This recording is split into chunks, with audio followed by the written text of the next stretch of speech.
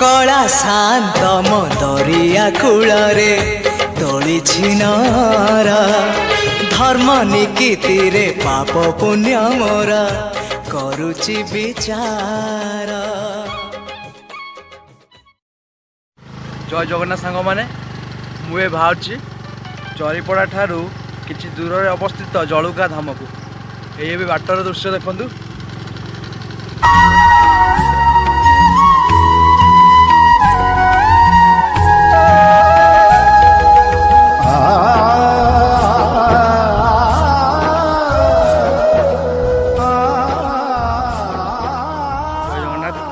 जलुका क्षेत्र को गला बेले बाटर गोटे मठ पड़े रासस्थली मठ यही हूँ मठर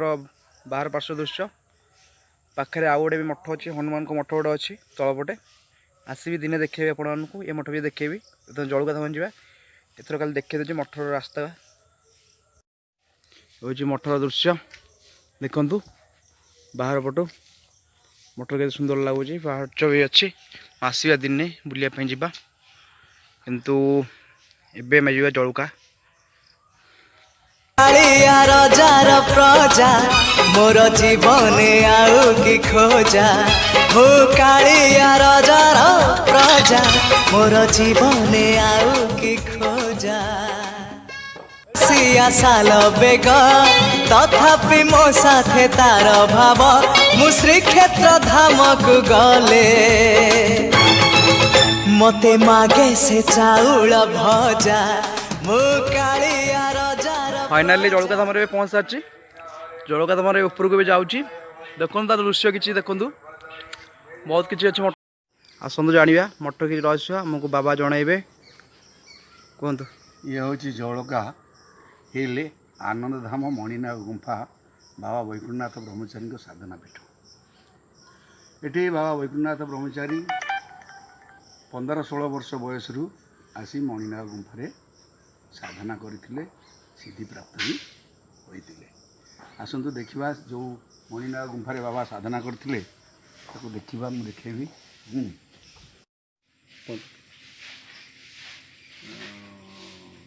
बाबा विजय अमावास्या दिन भोर भोर आसी जलुका आश्रम में पहुँचते किशोर बयस आसी पहुँचिकी ये आउ जगह किसी पाइले यही मणिनाग गुंफार बसिकी गायत्री जप कले गायत्री जप कर सिद्धांत कले सी ये रही गायत्री जप कले ये गाँव रु 2-3 जन लोक काठ कटाड़ी आसी देखिले जड़े पिला किए बसी जप कर बाबा को अनेले बाबा ता पूर्व देखी डाकिले कहले आस आस से आसिले बाबा सागर कथबार्ता हेले से कहले तुम्हें कौन ये रहा बाबा कहले हाँ रहा ना ये कहीं रही पारना तुम्हें केमती रहा ना नाई किसी हेनी ये रहा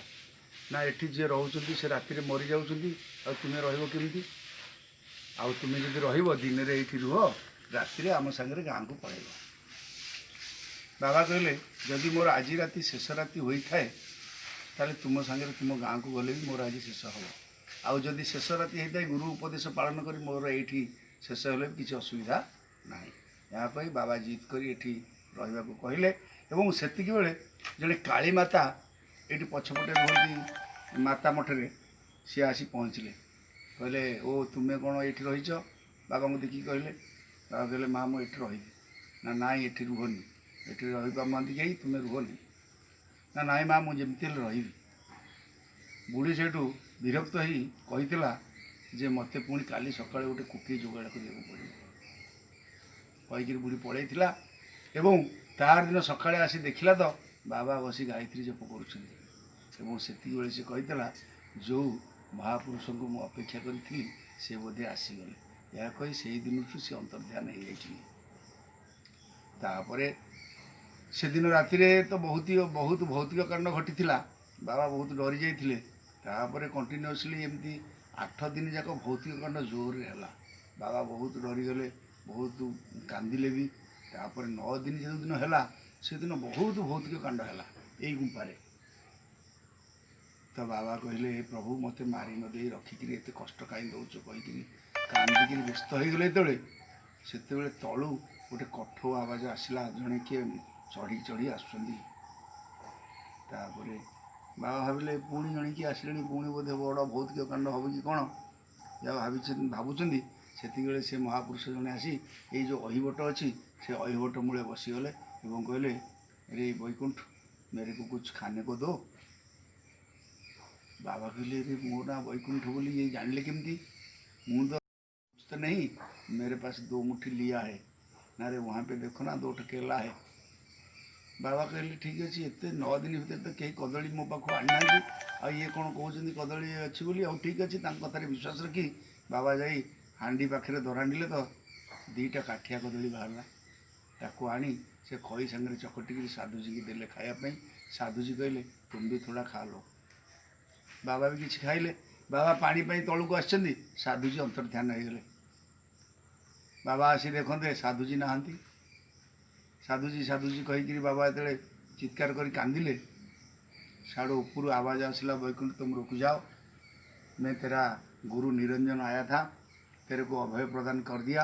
और गुरु भार अर्पण भी कर दिया, और तुमको क्या मांगना है मांग लो।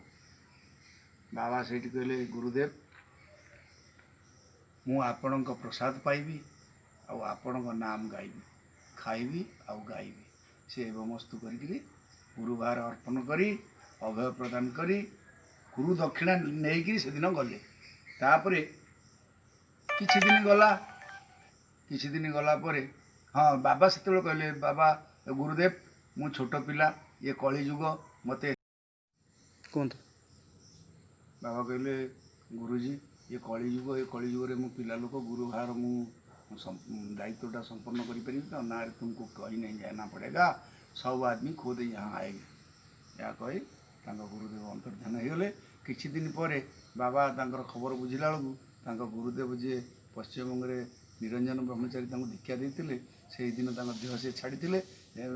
तापर से दिन आसिक एटी बाबा को सूक्ष्म रूप से दर्शन दे गुरु भार अर्पण कर अभय प्रदान कर